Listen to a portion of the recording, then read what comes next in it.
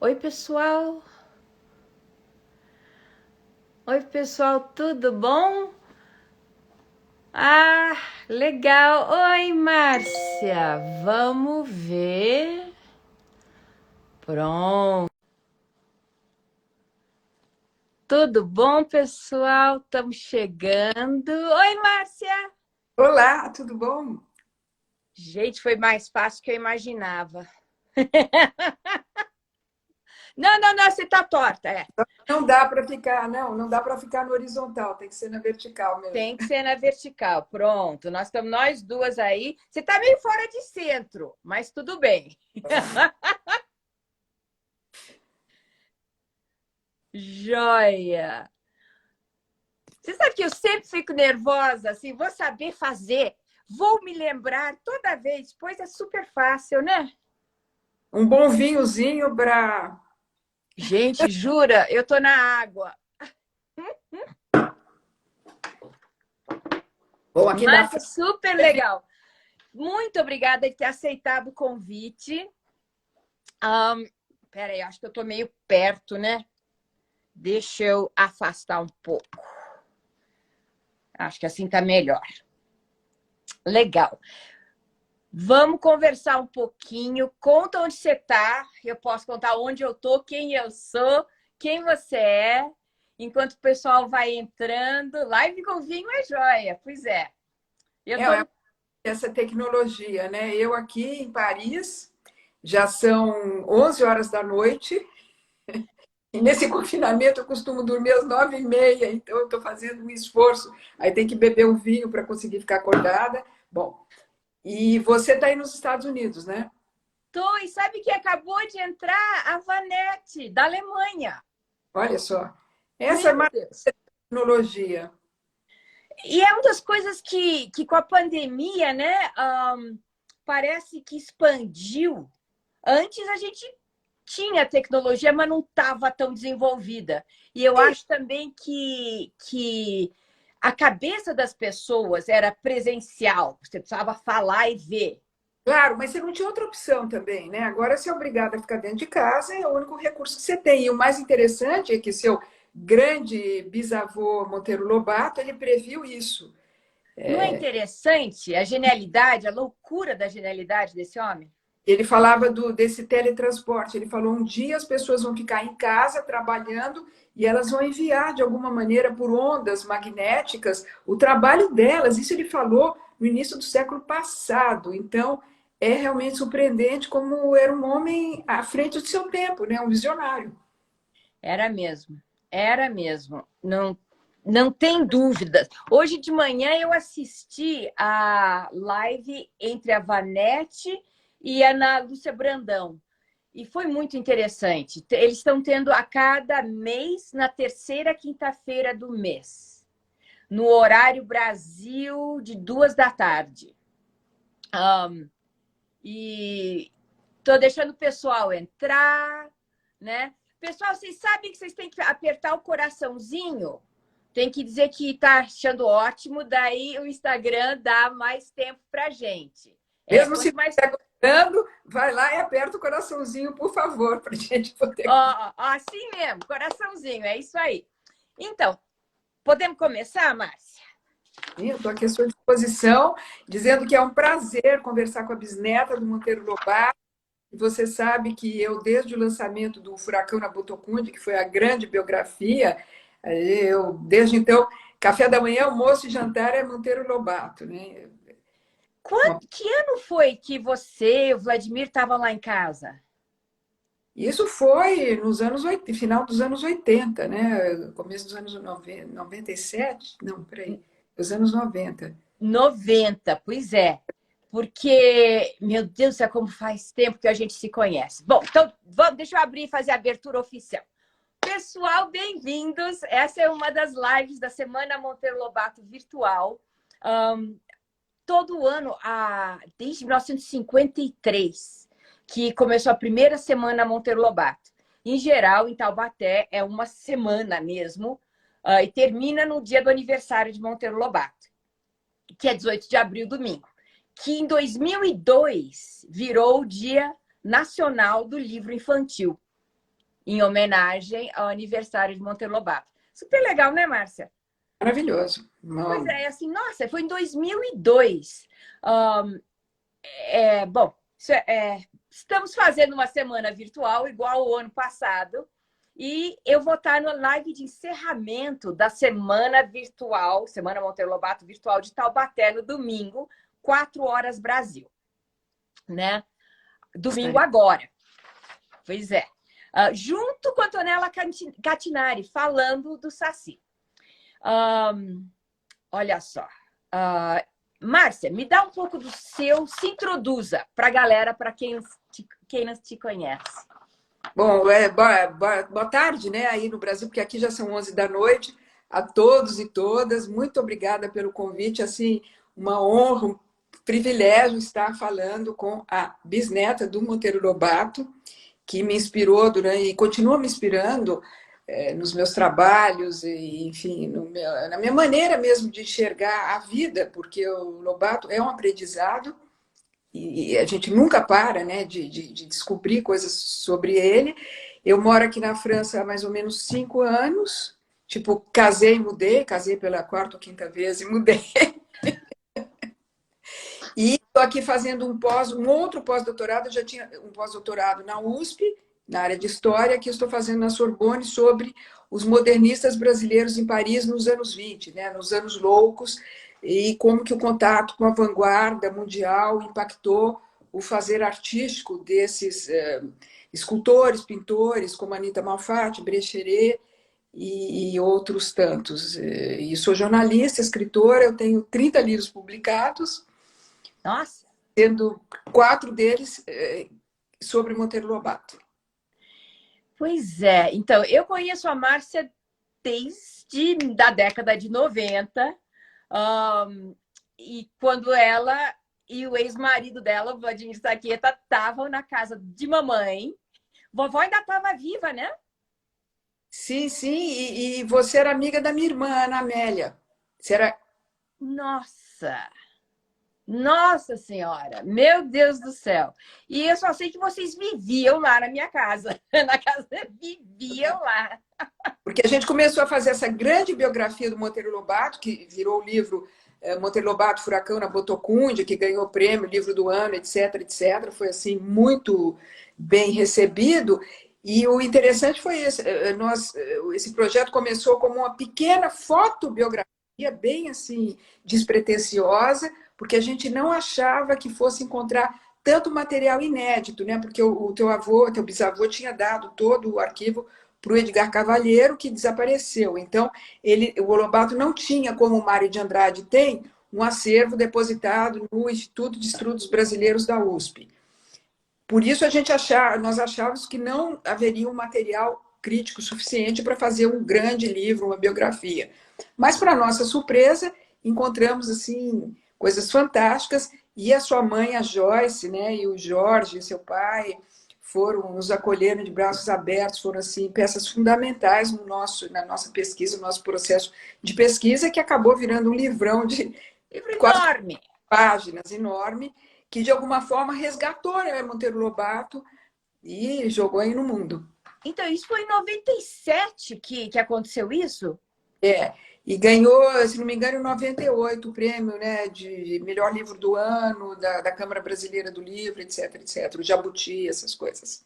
É muito interessante as diferentes fases pós-Lobato, né? Pós-morte de Lobato, e que algo acontece quando finalmente os amigos de Monteiro Lobato e minha bisavó, Purezinha, conseguiram articular e fazer a Semana Monteiro Lobato. Todos foram fichados, todos os participantes foram fichados. Porque até em 1953 ele ainda era considerado perigoso, influência negativa, né? Então todos os participantes foram fichados. Fiquei sabendo recentemente. Eu não sabia, olha só que interessante. Está no livro do professor Osni Cruz, que é uma bíblia, mulher. São 2 livros desse tamanho. Recomendo muito, cheio de material primário. E ele mostra a cópia, tem lá impresso, a cópia da lista das pessoas participantes e todos escrito à mão. Para ser fichado, favor fichar, favor fichar. Porque é importante dizer, né, que Lobato foi muito perseguido, tanto pelas iniciativas assim, de transformar o país em autossuficiente em petróleo, etc., indo contra os interesses internacionais de exploração e etc., como também ele era um iconoclasta, ele era iconoclasta, um crítico da Igreja Católica, mas daquela igreja assim conservadora, muito enfim, retrógrada mesmo, ele era um crítico disso. Então, ele foi muito perseguido. E quando ele esteve preso, ele, inclusive, denunciou os maus tratos aos companheiros de prisão que eram torturados. Não foi o caso dele, porque ele tinha um certo status, já era respeitado na época, mas ele denunciou os maus tratos que o preso comum sofria. Então, é um personagem, assim, da maior importância na história cultural, enfim, na história brasileira. Então, hoje, nessa live entre a Vanete e a Ana Lúcia Brandão leu essa carta, que está, pelo visto, na Biblioteca Monteiro Lobato, fechadinha, e ninguém pode ir lá porque estamos na pandemia, que eu não conhecia. E ele escrevendo, acho que para Getúlio, né? Falando dos maus tratos. É de uma coragem inacreditável. Mas, Márcia, vamos lá no nosso roteiro, nas nossas perguntas, né? Por que você acha que Lobato fazia tanto sucesso na sua época e continua sendo importante e cativante hoje em dia? Bom, Cléo, a gente sabe que na época dele, a gente está falando do começo do século XX, do século passado já, né? Os livros que haviam, as histórias que haviam disponíveis para este público infanto-juvenil eram com fauna, flora, de outros países, com outras realidades. Os próprios clássicos, como La Fontaine, Anderson, que são, né, bastante interessantes e lidos até hoje, mas havia apenas traduções, muito mal feitas, como o próprio Lobato comentou naquela época, e que traziam justamente esses animais e tudo completamente diferente de um país tropical como o Brasil. Então, no momento em que o Monteiro Lobato criou aquele universo fantástico do sítio de Pica-Pau Amarelo, foi assim uma identificação instantânea com os pequenos leitores. Por quê? Toda menina queria ser um Narizinho, todo menino queria ser um Pedrinho, todo mundo queria ser a Emília, né? E queria ter uma avó como a Dona Benta e uma cozinheira de mão cheia feita a Tia Anastácia. E, acima de tudo, quem não gostaria de viver no universo, no espaço do sítio do Pica-Pau Amarelo, onde a opinião das crianças era levada em consideração, né? E ali tudo era possível. E o mais interessante é que Lobato, a meu ver, ele era uma espécie de precursor ali da ficção científica, mas com um diferencial. Não precisava, para essas viagens fantásticas que os personagens faziam em direção ao passado, a países longínquos e mesmo ao espaço sideral, eles não precisavam de máquina do tempo, de recursos tecnológicos, de naves espaciais, porque eles tinham o pó de pirilim-pim-pim, que era o ingrediente catalisador da imaginação. Simples assim. Então, com todo esse universo, essas novidades, como não cativar o leitor, né? Foi assim um sucesso imediato, uma identificação do dia para a noite. E continua sendo, né? Isso que é interessante para mim, que eu comecei a trabalhar, né? Porque antes era minha avó que promovia Monteiro Lobato, vovó Marta e Ruth. Depois foi a vovó Marta e mamãe, e papai tomando conta dos negócios, né? E depois ficou mamãe e papai em todas as comemorações, celebrações de Semana Monteiro Lobato. E agora sou eu aqui, fazendo a mesma coisa, né? E entendendo, assim, meu Deus do céu, a importância. Porque uma coisa é você ser bisneta, ler os livros. A outra coisa é, agora que eu estou desde 2018 fazendo website, promovendo, fazendo Instagram, fazendo palestra, organizei o evento 100 anos de Narizinho em dezembro do ano passado. Dá para estudar e dá para falar sobre Lobato para o resto da vida. Não, é uma cornucópia, como eu disse, é café da manhã, Tá. E só parênteses, assim, eu queria te dar os parabéns e falar assim da minha alegria de saber que a bisneta dele, afinal, pegou assim o touro pelas unhas, pelos... Eu preciso mostrar o negócio. Espera aí. Gente, vocês que estão olhando, olha só, aqui está o meu furacão na Butucúndia. Que vai ser editado, está sendo reeditado e vai ser lançado pela Companhia das Letras. Que legal! O meu está caindo aos pedaços. E olha só as dedicatórias que meu pai e minha mãe fizeram, né? Meu pai, né? Quem conheceu meu pai? Meu pai era difícil, inteligente demais. Se você ler de fato e chegar até o fim do livro sem destruí-lo, tá literalmente caindo aos pedaços. Você ter-me-á surpreendido. O Jorge era uma figurinha, hein? Meu Deus. Pois é. Cada vez que eu li essa dedicatória, eu tenho vontade de dar com o pau na cabeça do meu pai. Mas é assim, eles não esperavam que eu viesse a fazer isso. Precisou muita água passar debaixo da ponte. Tudo tem seu tempo, né? Eu acho, de amadurecer e tudo. Então, eu acho muito... Eu fico feliz e acho da maior importância a bisneta dele assumir esse patrimônio. É um patrimônio cultural, nacional, universal, que você precisava realmente, né, pegar e assumir. Especialmente porque foi assim, linha direta, né? Vovó fazia esse trabalho, depois mamãe. Mas a gente tem que ter uma estrutura interna e uma maturidade para poder falar, assumir ser bisneta de Monteiro Lobato, ser relacionada com Monteiro Lobato. Não é light. Não é light. E é um constante aprendizado. Né? E para mim o que tem fascinado, Márcia, é que é um processo de autoconhecimento. Eu tenho uma experiência interna de ter sido bisneta, de ter escolhido de ser bisneta, de ter escutado as histórias. E daí tem o que eu aprendo através dos especialistas, dos professores, o que eu leio que está escrito a respeito de Lobato. E às vezes não tem coerência com a minha experiência. Então, precisa ter coerência, né?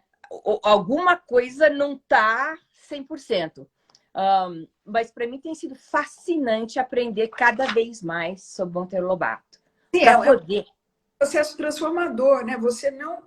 Depois de você ter esse contato profundo, como você teve, como eu tive, estou tendo, estamos... você não é a mesma pessoa. E aconteceu na redação desse Furacão na Butucúndia algo muito interessante, que eu nunca tinha escrito um livro.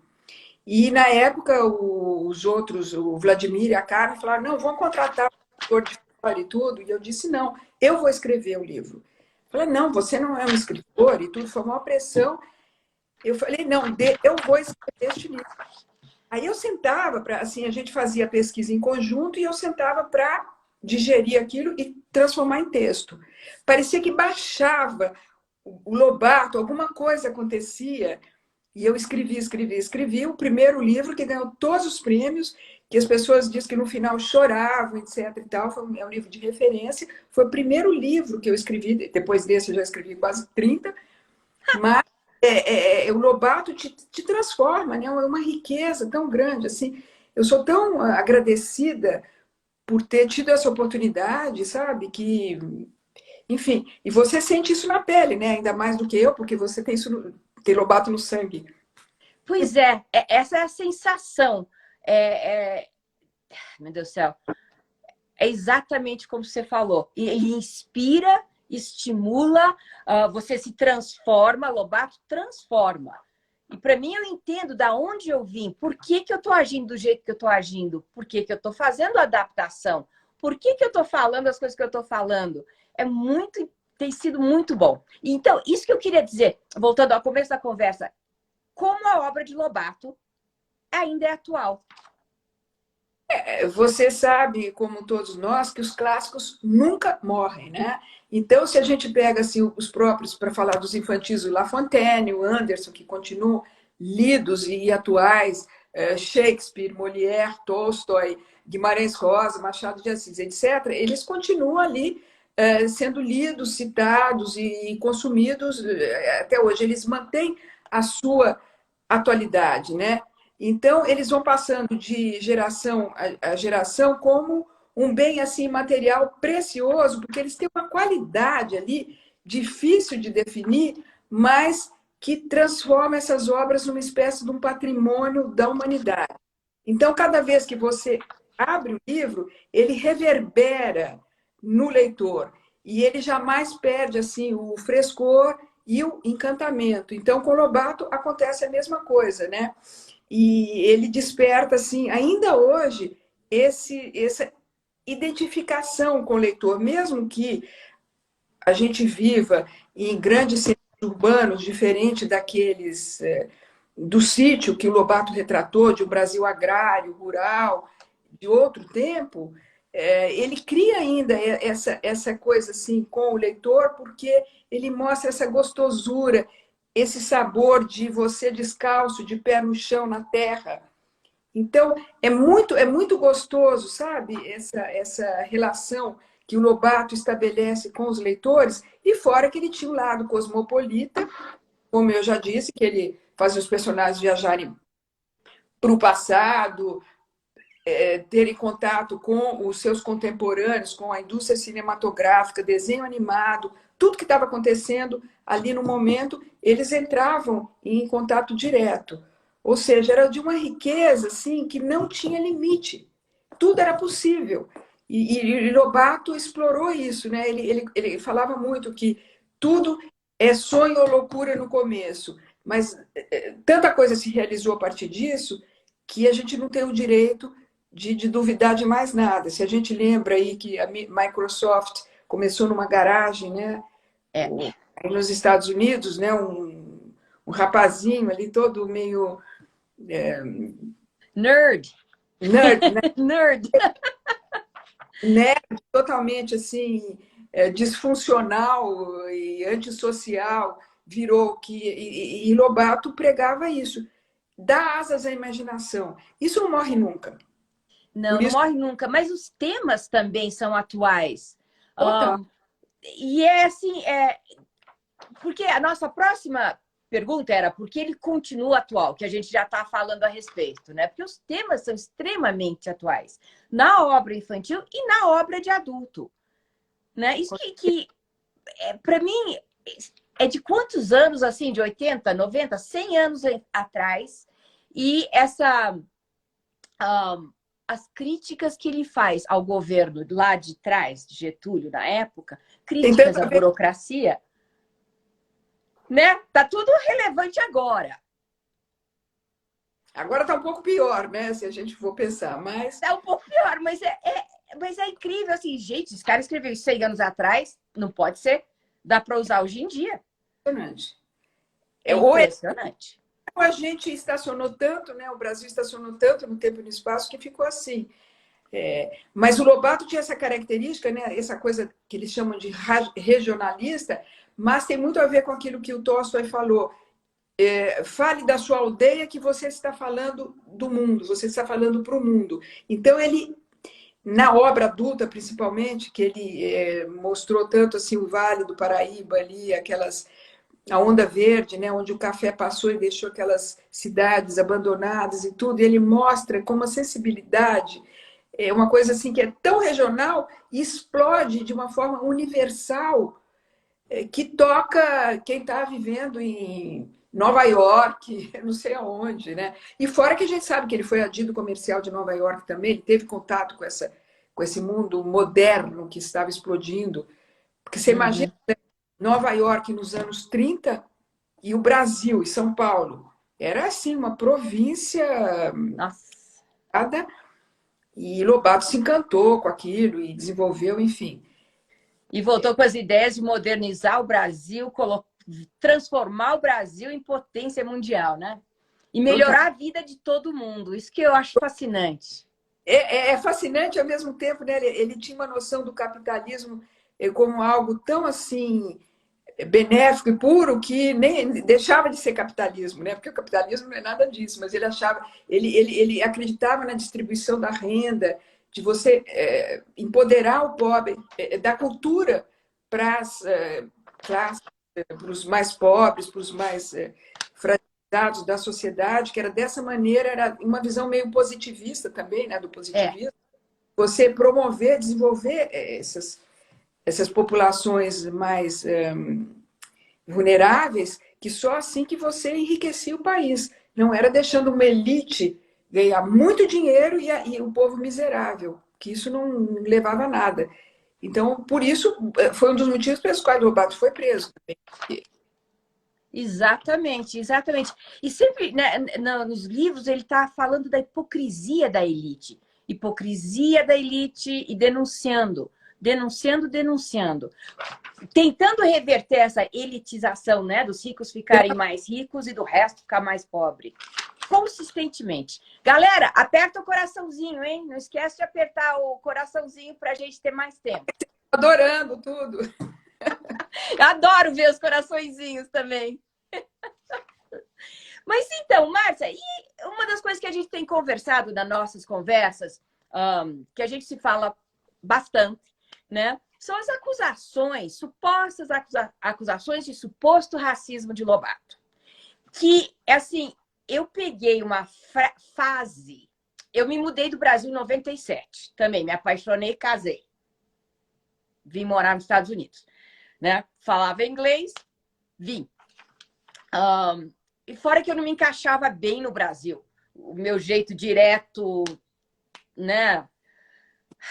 Com uma leve falta de diplomacia, não se encaixava muito bem. Ah, aperta o aviãozinho. Legal, Álvaro. Obrigada. Aviãozinho. O Álvaro tá aí. O Álvaro tá aí, sim. Oi, Álvaro. Tudo bem? Então, eu saí do Brasil em 97 e já começou, acho que logo depois, parecer do Conselho Nacional de Educação, uma ação falando de caçadas de Pedrinho. Tem um texto da Marisa Lajolo, de 1998, relacionando a obra infantil obra infantil de Monteiro Lobato com a identidade do negro. E ao longo desse tempo, minha família nunca fez um parecer assim, não é, nota de repúdio, algo assim, né?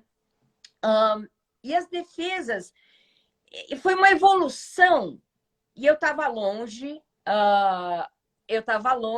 vivendo minha vida de ativista política aqui nos Estados Unidos, grávida do meu segundo filho, fazendo manifestação contra George Bush. Ó, quanto tempo atrás? Eu acho que era a eleição de 2000.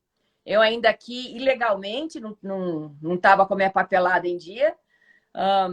Você pode ser deportada instantaneamente. Assim, consistentemente aqui, o meu aprendizado tem me levado a encontrar com as minhas raízes brasileiras e raízes lobatianas. Mas o que você acha, de uma maneira geral, desse desenvolvimento das acusações de racismo? Cléo, isso é algo assim que foi surgido de uma forma tão forte que, inclusive, esse livro, a grande biografia do Lobato, Furacão na Botocundi, que vai ser em breve relançada pela Companhia das Letras, vai ganhar um capítulo especial sobre, né, o suposto racismo, discutindo esse assunto, porque não é algo que a gente tem que varrer para debaixo do tapete, não. É muito saudável discutir, colocar isso em pratos limpos. Então, tem que lembrar que o Lobato, ele nasceu em 1882, ou seja, 6 anos antes da abolição da escravatura. E a gente compreende que não só os movimentos negros, mas mesmo eu gostaria de ver um personagem negro na obra de Lobato ocupando uma posição que não fosse de uma empregada doméstica, como, por exemplo, a tia Anastácia. Agora, o Lobato retratava a sua época. Na sua época, não teria a menor condição da tia Anastácia ser a proprietária do sítio. E por quê? Porque a abolição da escravatura, o último país do planeta que fez a abolição, ela foi um ato de cima para baixo e feita de uma forma assim criminosa, ao meu ver, porque não houve o menor preparo, o menor assim, ajuda nem reparação financeira pelos anos de exploração de escravo gratuito, né? Não houve alguma oferta de profissionalização dessa mão de obra. Então, o que aconteceu? Do dia para a noite, toda essa massa acabou, enfim, perambulando pelas ruas ao Deus dará, né, largada a própria má sorte, porque eles não tinham o menor preparo para concorrer, inclusive com a mão de obra estrangeira que foi importada na mesma época. Então, nesse sentido, não havia a menor possibilidade de uma mulher negra ser proprietária. Não precisava nem falar, não era nem latifúndio, não era aquela, não, a proprietária do latifúndio, não, mesmo de um pedacinho de terra, como o sítio do Pica-Pau Amarelo, o sítio da Dona Benta, não tinha condições. Ela tinha que ocupar esse papel, né? Ela tinha que ter esse papel assim de trabalhar na casa de uma outra pessoa, pela maneira como que foi feita essa abolição, que hoje as coisas estão assim um pouco melhores com a questão das cotas raciais, que eu acho extremamente justas. É um pequeno reparo que se faz, mas na época devia ter havido uma profissionalização, todo um apoio, uma indenização pelos anos de trabalho, o que não houve. Então, não teria como a tia Anastácia ser retratada de outra forma. Isso não é muito interessante, Márcia? Porque, assim, existem as pessoas que não leram Lobato, mas leram os títulos das manchetes de jornal, né? Existem as pessoas que leram Monteiro Lobato e não entenderam. E tem todo esse processo de contextualização que você está fazendo aí, explicando como era a situação social na época. E essa conversa, eu acho que está acontecendo, pelo menos no meu universo, desde que eu comecei a minha adaptação e transformei a tia Anastácia de cozinheira em amiga, né? Além de adequar a linguagem, essa conversa voltou à tona entre os estudiosos de Lobato, o que eu acho fantástico, porque eu acho que a contextualização do como era a sociedade na época, como a abolição foi feita sem ter o devido treinamento profissional, por exemplo, para os ex-escravos, né? Ajuda de custo para a educação, meu Deus, é uma preocupação, né? Nada. Como você falou, de uma maneira criminosa. Absolutamente criminosa. E o movimento negro, eu acho que, assim, as conquistas do movimento negro no Brasil são incríveis, visto que é um racismo sistêmico, né? Sistêmico, assim, em todas as camadas e todos os fiozinhos. E é um racismo complicado, muito complicado. Eu acho que tudo... Bom, aqui nos Estados Unidos as coisas são mais claras. Né? Assim, tem lei contra, não pode casar, não pode entrar no ônibus, não, né? Tinham lei contra. Então era mais claro. Inclusive, hoje é mais claro. Então, você pode fazer esse embate contra o seu opressor, porque o seu opressor está claramente lá. No Brasil, não tem essa clareza. Tem a lei dos Farinos que criminaliza o racismo, ao contrário dos Estados Unidos, onde houve o apartheid mesmo. Agora, essa coisa meio da plasticidade do homem ibérico, sabe? Essa coisa que o Sérgio Buarque de Holanda fala, né? Desse caráter do homem, assim, brasileiro. E não, como você diz, não teve esse embate, então a coisa fica muito fluida. Parece que não tem racismo, então. Mas é assim, arraigado, é uma coisa incrível. E sendo que grande parte da população brasileira é negra, é mestiça, é misturada. Pois é. Então, como tem um rapaz que perguntou se Monteiro Lobato era racista ou ele estava prevendo o futuro. Monteiro Lobato, da minha experiência, honestamente familiar, de família, sabendo das histórias, absolutamente não era racista. Inclusive, assim, que a tônica de Lobato como pessoa era absolutamente respeitar o outro como ser humano. Era humanista. Não é, Márcia? Humanista. Humanista. O que é uma... Eu acho que hoje em dia, tão fora de moda, ou tão fora da capacidade das pessoas enxergar o outro, não porque ele é rico, não porque ele é pobre, não porque ele é preto, não porque ele é branco, né? Não por nada, a não ser pela integridade, pela capacidade pela ética, consistentemente as histórias de família, as histórias das cartas, lá troca a carta, como a Ana Brandão estava falando hoje, a quantidade de cartas que esse homem escreveu, e ainda ficam, assim, era pior que tweet, né? Ele devia... Esse tweet naquela época, pura, ia ser pior que o Trump aí, né? Que o Trump governou todo. É isso que eu pensei, porque se o cara tivesse tweet, A quantidade, não dá. nunca escreveu, ele não fazia outra coisa da vida. Ele ia no banheiro escrevendo carta, não é possível. Pois é, acordava às 4h30 da manhã, respondia para todas as crianças que escreviam para ele. Meu Deus do céu! Contato com essas cartas para as crianças, uma coisa fantástica. Depois, e a Barca de Clery, né, a correspondência da vida inteira com o Godofredo Rangel, foram assim, mais de 40 anos de correspondência, abrangendo todos os assuntos, assim, de uma riqueza. Até o fim da vida, né? Da época de estudante da Faculdade de Direito lá de São Francisco até o fim da vida, com o Godofredo Rangel, que morava em Mariana, em Minas Gerais. Pois é, mas então, essa contextualização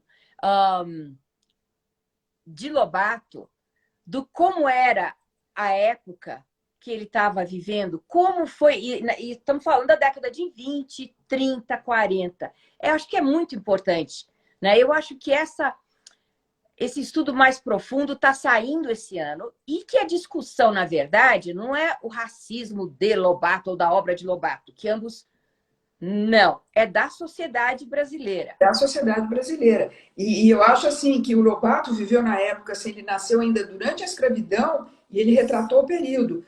Agora, o que não se pode é, por exemplo, um presidente da República que se referiu aos quilombolas em termos de arroba. Isso é um escândalo, isso é inaceitável, isso é da cadeia, em pleno século XXI. Agora, o Lobato, no começo do século XX, retratar a sociedade da sua época, é a função, o escritor é a antena da sociedade. Ele tem que traduzir em palavras, né, a literatura, e com fantasias e com a imaginação, o que está acontecendo ali na sua época, no seu tempo. Foi o que o Lobato fez. Pois é, inclusive, uma das outras questões que a gente tinha pensado em falar, né, era, às vezes perguntam por que é que os personagens negros de Lobato aparecem sempre em papéis subalternos? Bom, isso um pouco que eu falei, que a gente conversou agora há pouco, né, que não tinha como a tia Anastácia ser, de repente, a proprietária do sítio, mas isso não quer dizer que o papel dela era subalterno. Ela era uma das almas do sítio do Pica-Pau Amarelo, certo? Junto com a Dona Benta, ela detinha o conhecimento. Ela, o saber empírico, o saber popular, tinha essa questão, né, com as mãos, de transformar os alimentos e cativar não só o seu alimento, ela alimentava, era um alimento do espírito e do corpo, não só os habitantes do sítio, como todos os visitantes que vinham da Grécia Antiga, os filósofos, etc., que ficavam assim totalmente encantados com, enfim, o que ela produzia. E é isso que você falou, né, dos críticos de Lobato, eles pensaram em textos e deixarem de fora justamente aqueles em que ele valoriza o elemento negro, a cultura negra, a sua contribuição para a cultura brasileira e para aquele universo do sítio. Então, ele pintava ali a tia Anastácia como um ser independente, um ser intuitivo, que foi capaz, por exemplo, de se livrar das garras do Minotauro. Os bolinhos. Bolinhos, entendeu? Ela percebeu ali que ela tinha uma arma muito mais poderosa do que uma bomba atômica nas mãos para poder fazer frente a esse ser mitológico. Então, ela empanturrou o Minotauro de seus famosos bolinhos, que o Lobato dizia que a receita até a gente dava, podia até fornecer a receita, mas a receita não garantia a qualidade, porque tinha aqui as mãos mágicas da tia Anastácia que faziam desses bolinhos algo assim fora de série. Então ela usou aquilo como uma arma de apaziguamento e ela conseguiu sozinha se salvar das garras do Minotauro, sem precisar da ajuda de ninguém. E em outro momento também na Reforma da Natureza, quando a Emília fica sozinha no sítio ali para fazer das suas, é o primeiro personagem negro a ser convidado para uma Internacional da Paz, porque logo após a Segunda Guerra, as potências mundiais estavam ali assim perdidas, né? Aquela carnificina que foram mais de 50 milhões de mortos, foi uma coisa assim indescritível na Segunda Guerra Mundial. E eles viram que o sítio era um oásis de convivência pacífica entre adultos, crianças, animais, seres de tudo quanto é raça, tipo, e, enfim. E aí eles convidaram a dona Benta e a tia Anastácia para ensinar aos grandes mandatários, aos governantes das maiores potências mundiais, as regras da convivência harmoniosa entre os povos. E Exatamente. em nenhum momento a tia Anastácia foi excluída desse convite, certo? Então, são coisas assim que mostram que ela tinha sua grande contribuição a dar também para, enfim, aos grandes mandatários internacionais, né? Ela tinha a chave da convivência pacífica entre os povos. Ela podia dar a sua contribuição também ali, não só ali, né, na cozinha, no fogão, fazendo aquela comida deliciosa, mas intelectualmente ela tinha também a sua contribuição a dar. E isso ninguém fala, né? Assim, esses críticos não falam. Pois é. Eu espero que a partir desse ano tenham muito mais artigos, teses, e a gente está tendo muito mais a visão desses últimos 97, o que dá? 13 anos, 14 anos, tem sido, assim, de repente mudou para uma visão negativa. Eu gostaria de ver um estudo correlacionando com o que estava acontecendo socialmente, sabe? Com certeza. Porque é como se o que a gente vivenciou esses últimos 20 anos tivesse afetado o jeito que Lobato foi visto.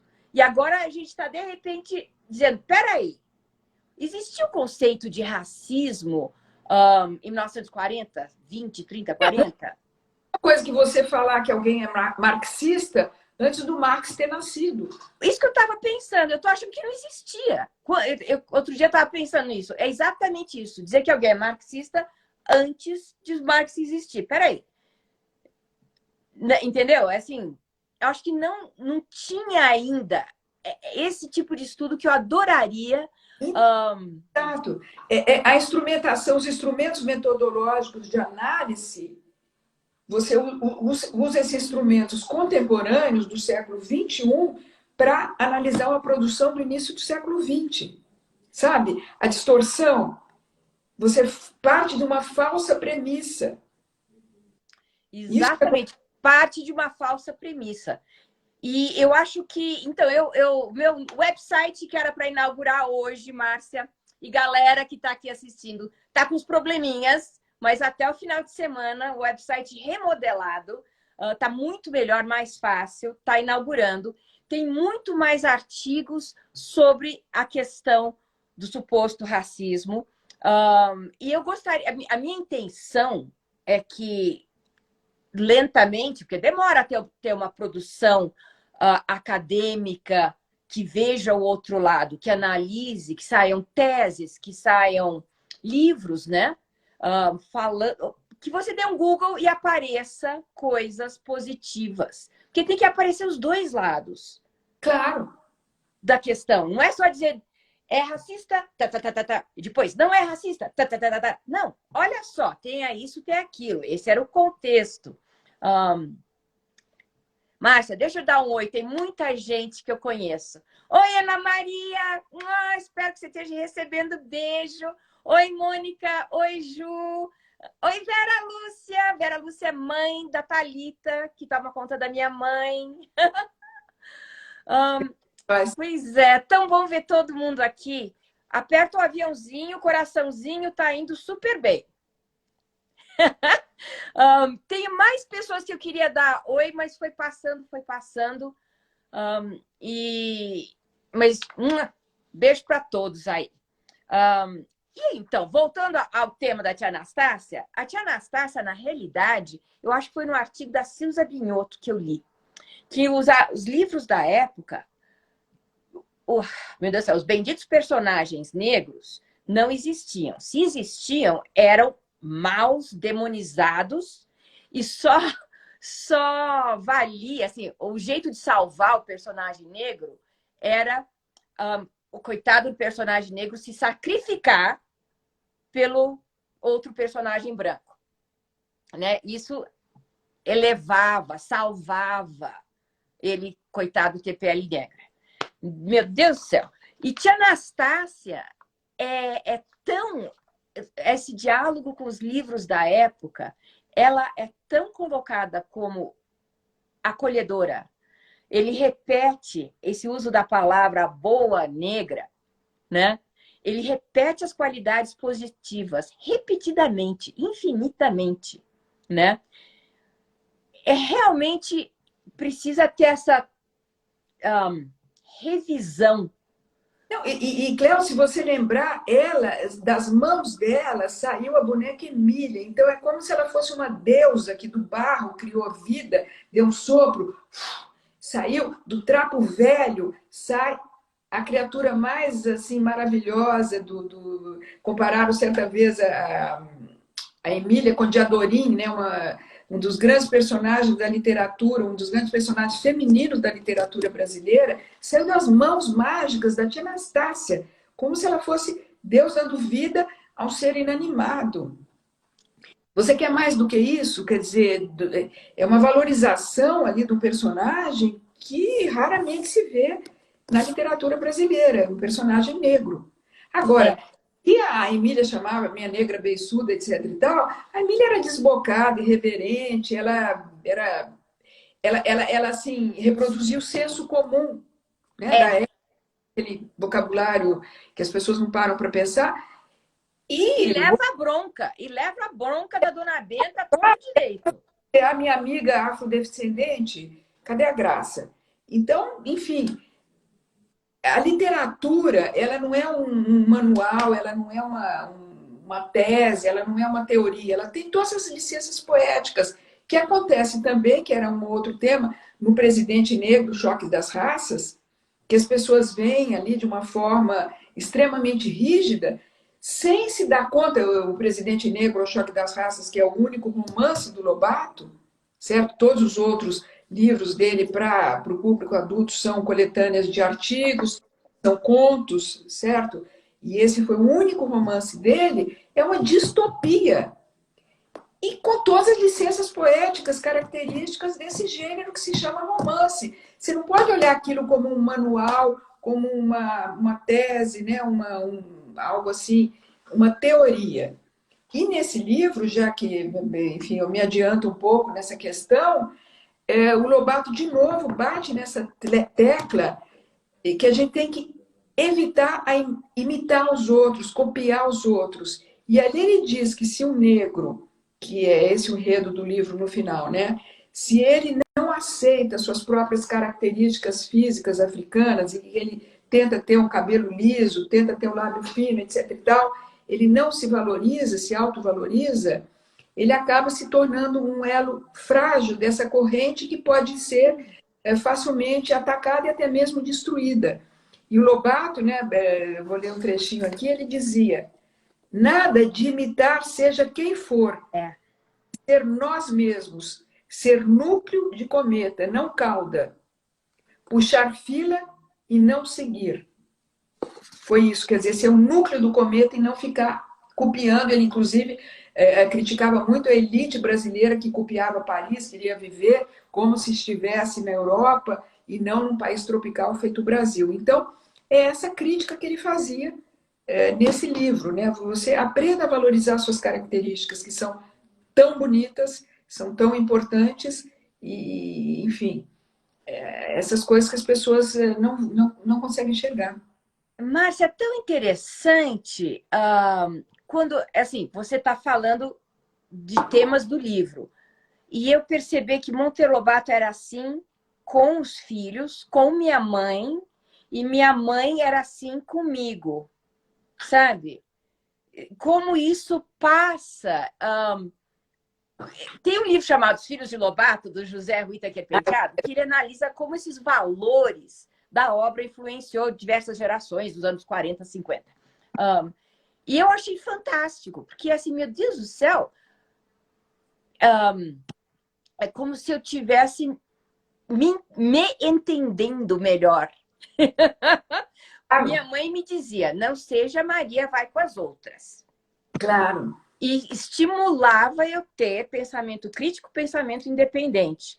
Recentemente, eu fiquei sabendo de uma história dela, né? Que eu fico sempre puxando os fios da memória da mamãe, em que ela não quis ir num baile, numa baile lá, né? Naquela época tinha baile, e porque ela não tinha com quem ir, né? E Monteiro Lobato falou para ela, Juca, né? O apelido lá de casa. Juca falou para a mamãe, e aí, só porque você não tem com quem ir, você não vai deixar de ir? Que é isso? E ela foi um tédio, ela se aborreceu o tempo todo, não se divertiu, mas foi. Daí Monteiro Lobato falou, muito bem, assim que você não precisa, assim, você tem que ser independente e ir, mesmo se os outros não vão, né? E no livro aparece, nos livros dele, aparece isso constantemente. Constantemente.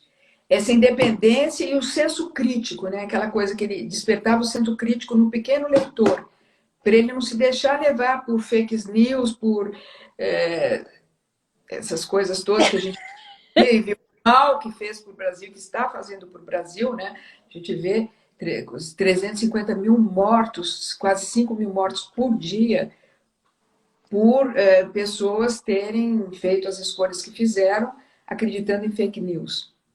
E complicado. Complicado. O Roberto, ele falava bem isso, né? Você tem que ser independente e quando ele...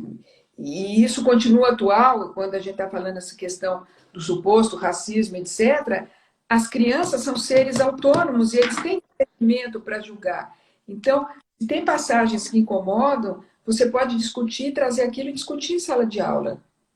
É uma maneira de você, enfim, arejar. Então, Márcia, exatamente isso que eu acho atualmente, Monteiro Lobato continua sendo extremamente válido nas escolas em diversas idades. Tem Lobato para tudo quanto é idade. E em todas essas diferentes fases, ele traz essa maravilha de questionamento de situações atuais, mesmo tendo sido escrito há tanto tempo atrás. De formar adultos conscientes, né? De formar adultos conscientes. Que possam ler jornais, ler e desenvolver um espírito crítico, uma consciência social, uma consciência política. Então, a importância do professor, eu espero fazer uma live com uma professora chamada Andréa Rosa, que eu achei fantástica o jeito que ela estava falando da importância do professor. Como o professor, a obra de Lobato é tão rica para se trazer para a sala de aula, né? E trazer para... Tem tantos assuntos em todos os livros para serem discutidos. Por outro lado, eu queria falar agora da minha adaptação. Pois é, porque eu escrevi pensando exatamente como eu li Lobato, como eu gostei de ler os livros do meu bisavô, como ficou dentro do meu coração, né? E eu queria dar essa oportunidade a outros de poder ler sem mediação. Eu não li com mediação nenhuma, honestamente. E nem mamãe me leu mediando nada. Então, eu tenho um prazer em ler até hoje, que é tão bom ler, é uma das coisas que me deixa tão feliz. Pois é, você escapa para outros universos, você amplia o seu conhecimento. Meu Deus do céu, eu leio desde coisa de Instagram, Facebook, artigo, leio tudo. Leio. Tudo quanto é forma de leitura. Leio ficção, leio não ficção. Adoro. Então, mas eu queria fazer um livro que não precisasse de mediação. Que fosse pequeno, desse para ir para a cama com a criança. Olha só, meus critérios super profissionais, né? Tem que ser fácil de segurar. E tem que ser colorido com ilustração. Olha só, assim, coloridos e com ilustração grande. Que lindo. Né? Quando era criança, era o que eu mais sentia falta em Reinações de Narizinho, era que não tinha ilustração suficiente. Então, esses foram os critérios de fazer uma adaptação.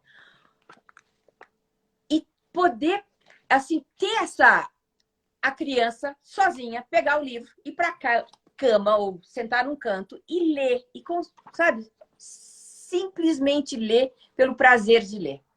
Daí, quando eu peguei o livro Reinações de Narizinho, a primeira história, né, para adaptar, eu falei, peraí, com o meu olhar de 2020, eu tenho que fazer umas modificações nesse texto. Tenho que modificar a tia Anastácia. E foi isso que eu fiz. E eu acho muito curioso, eu ainda não tenho certeza de por quê. Quer dizer, porque eu acredito numa sociedade igualitária. Eu sou contra preconceito e sou contra qualquer forma de preconceito, né? E a tia Anastácia, eu falei, bom, se eu posso fazer essa adaptação, a obra está em domínio público, vou atualizar a linguagem e vou atualizar a imagem dela. Porque essa imagem não corresponde mais à imagem de 2021. Então, eu tenho um ilustrador fantástico do Recife e pedi para ele. Eu falei, cara, você entende mais que eu do assunto. Você é negro, você tem 2 filhas, como que você gostaria que fizesse a tia Anastácia para que suas filhas gostassem? E ele fez essa linda tia Anastácia. Né? Então, é muito importante, eu acho, que ter essa possibilidade de ler Lobato do jeito que eu li. Com um prazer incrível. E também eu achei que estava na hora. Eu fiquei meio surpresa com a reação, honestamente. Eu entendo que Lobato está num pedestal, né? E modificar a obra de Lobato é um pecado. Mas, honestamente, para mim é como se eu tivesse continuado. Eu tenho certeza que Lobato teria atualizado. Uma opção extra para o leitor. É uma opção extra. Lá, ele quer ver como era retratado exatamente no fim do século XX, no início do século XX, está lá, intacto. Ele tem acesso a isso. Agora, você cria em cima, você contribui como o próprio Lobato fazia, né? Ele se corrigia o tempo todo.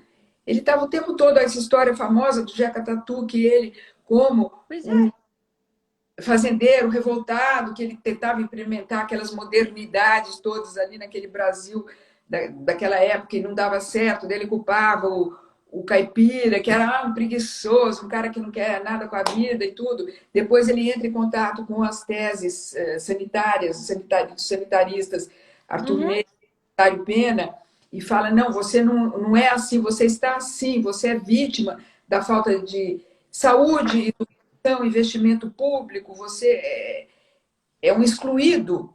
Eu peço desculpas a você, dele refaz o Jeca, ele transforma o Jeca no primeiro, ele toma biotônico Fontoura, né? E começa, usa bota para não pegar mais, não ser mais um zoológico de protozoários. Enfim, então o Lobato fazia isso na obra dele, ele estava o tempo todo se revendo, se reformulando, que é o papel do intelectual, do artista. Você está o tempo todo se questionando, você tem que sair da sua zona de conforto e se atualizar e continuar o diálogo com o grande público, que Lobato Exatamente. Com o grande público. E é isso que você está fazendo, ou seja, o espírito do seu bisavô, enfim, ele está presente em você. Ele se orgulharia de estar hoje vendo o seu trabalho e ele estaria fazendo a mesma coisa. Você não está atraindo ninguém, porque a obra dele continua intacta lá para quem quiser ver. Mas... essa é uma das críticas que eu não consigo entender, porque a obra, graças a Deus, continua intacta, ninguém está censurando nada e dá para fazer um estudo comparativo. Dá mais coisa, dá mais munição, dá mais armas para o professor. Claro. Então, gente, aperta o coraçãozinho, o aviãozinho que produz coração. Gente, tá vendo? A Fabi tá dizendo que eu me pareço fisicamente. Vocês não têm ideia que desde os 11 anos eu tiro sobrancelha. Porque senão era igualzinho. E meu filho Luca tem a mesma sobrancelha. Coitado do menino, ele também, ele acha horrível, mas eu acho lindo. Mostra o livro lá, o avô, né, com as sobrancelhas unidas. Pois é, pois é. Pois é. Gente, eu não sei se a gente vai ter muito mais tempo. Se alguém tiver alguma pergunta, olha, eu vou até... Para o debate aí, para se alguém tiver alguma observação. Então, eu ainda estou pensando, Márcia, a última pergunta que eu tenho aqui no nosso roteiro era os critérios que eu usei. Então, aconteceu muito organicamente, muito, assim, eu funciono muito na parte emocional intuitiva. Muito. E, simultaneamente, eu estava pensando há 6 anos a traduzir e adaptar. 6 anos. O Álvaro, 6 anos, está no meu pé, o Álvaro Gomes aí, né? Faz a tradução, faz adaptação. Sim, está disponível não no site, na Amazon. Está à venda, gente. O livro 1 na Amazon do Brasil. Facilzinho. Tem que só colocar narizinho arrebitado. E o livro 2 vai ser lançado esse final de semana. Tá? Chama O Sítio do Pica-Pau Amarelo. Tá bom? Também à venda na Amazon e eu vou colocar no site também à venda, assim que o site conseguir ir para o ar. Né? Tem alguém perguntando se era verdade ou mentira que a Emília representava o Lobato no sítio. E esse foi um tema que foi tratado na live que eu vi hoje de manhã, sobre se Emília era o alter ego de Lobato, né? E não era. Lobato fala por todos os personagens, não é só por um. Não é isso, Márcia? Com certeza. Virou um negócio que virou uma frase que tomou vida própria, aquilo, Emília, o alter ego de Lobato. Então, se Emília falava isso contra a tia Anastácia, portanto, Lobato era racista. Mas não! Lobato fala por todos os personagens, né? Mas voltando assim, meu processo de adaptação. Aconteceu a morte do George Floyd o ano passado. Eu acho que o fato de a gente ter pandemia, todo mundo está sufocado, de máscara, preso, aquela sensação de estou sufocada, e de repente o coitado do George Floyd morre lá, e o julgamento está acontecendo agora, essa semana, aqui nos Estados Unidos, o julgamento do policial que matou, né? Aquilo me afetou muito, aquilo foi a gota d'água. Então, eu saí para a rua com meu filho e meu marido, aqui na cidade de Santa Bárbara, todo mundo de máscara, foi uma manifestação, e a minha cidade é uma cidade turística de praia. Então, para alguém ir para fazer manifestação, todo mundo vai para a praia. Márcia, abaixa um pouco o seu celular, que você sumiu aí. Pronto. Assim tá melhor. Todo mundo vai para a praia, ninguém faz manifestação. Tinha 5.000 pessoas, sabe? A cidade inteira saiu à rua fazendo manifestação contra abusos da polícia, né? E a favor do movimento negro. E isso aí foi a gota d'água. Eu falei, gente, não dá. Eu tenho que ter minha própria voz, eu tenho que fazer isso. E é isso que eu vou fazer. Eu vou pegar esse fio. Esse fio. Então, a hora que eu decidi, aí fluiu. Abriu a capacidade de traduzir, de adaptar.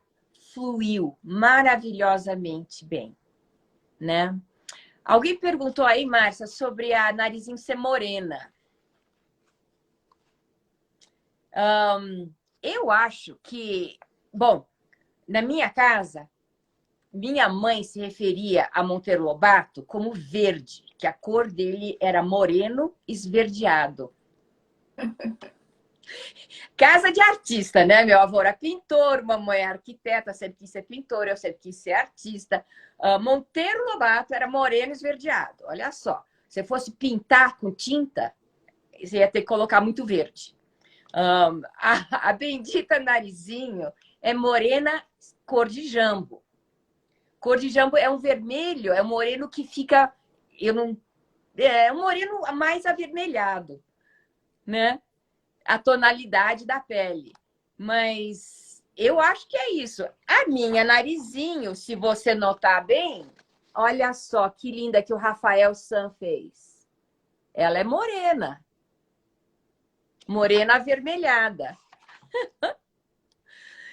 Caldeirão racial de cultura do Brasil, né? Pois é, ela não é branquinha, não é loirinha, né? Então, gente, vocês têm mais alguma pergunta? Márcia, tem mais? Adorei falar com você, é tão bom te ver. É recíproco, assim. E como eu disse, assim, é muito gostoso e gratificante estar falando com a bisneta do Lobato, que finalmente assumiu esse lugar, ocupou esse lugar aí, que, enfim, de levar adiante o legado do Lobato, que é um patrimônio da humanidade. E sabe que essa frase de levar adiante o legado, é assim, não dá para... A ideia de cristalizar Lobato e colocar no museu e Lobato não evoluir, Não, isso não existe. não existe. Lobato, assim, ele é atual e continua evoluindo. Evoluindo, como ele próprio fez ao longo da vida, né? Inclusive essa história ali, quando falam da eugenia dele e tudo, que eu já conversei com você, ele ficava pulando do Le Bon para o Nietzsche, para o Arthur Neiva, para o Belisário Pena, para o Carlos Prestes, para o Ford, para, enfim, Kardec, né? Ele virou espírita, em determinado momento ele sempre estava atrás de alguém que apresentasse soluções para transformar o Brasil num país moderno, etc. e tal. Aí ele achava, bom, achei o filósofo ideal, e ele abraçava aquilo, defendia com unhas e dentes, e ia até ele ver que aquilo não dava certo, que não era, tinha outro melhor, superava, ele passava adiante, ele estava sempre se reformulando. E esse é o papel do verdadeiro artista e do intelectual, de estar se reformulando. Inclusive, tem uma pergunta aí, pediram para dizer sobre as mudanças no novo Furacão Otocundia, que também, como Lobato, ele se reformula e ele se enriquece. Então, esse novo livro, que vai sair pela Companhia das Letras, ele traz novas ilustrações, etc., e o principal é um capítulo inteiro dedicado sobre essa questão do suposto racismo de Lobato, enfim, de toda essa discussão que a gente vai ali, de uma forma muito honesta e clara, debate e coloca. Então, esse é o grande ponto, a grande novidade dessa nova edição do Furacão no Botocundi, que deve sair em breve pela Companhia das Letras. Tem data já, você acha, Márcia? Não tem hoje mesmo. Tem um e-mail, porque era para sair em abril agora, era para estar saindo agora. Eu falei, não, em abril eu estarei lá, porque meu pai, inclusive, agora faz 100 anos, completa 100 anos. E está melhor do que todos nós juntos aí. Eu ia aniversário de 100 anos dele. Só que, bom, anteontem eles fecharam o tráfego aéreo entre a França e o Brasil, cancelaram todos os voos, está fechado, ninguém entra, não tem mais avião entre Brasil e França, por causa das novas variantes brasileiras e tudo, eles querem preservar. Então, eu não vou para lá, mas, enfim... Estamos nós duas, né? Você com seu pai e eu com a minha mãe, assim. Quando que eu posso ir? Quando que eu posso ir? Completar 100 anos de idade, eu não vou estar presente, né?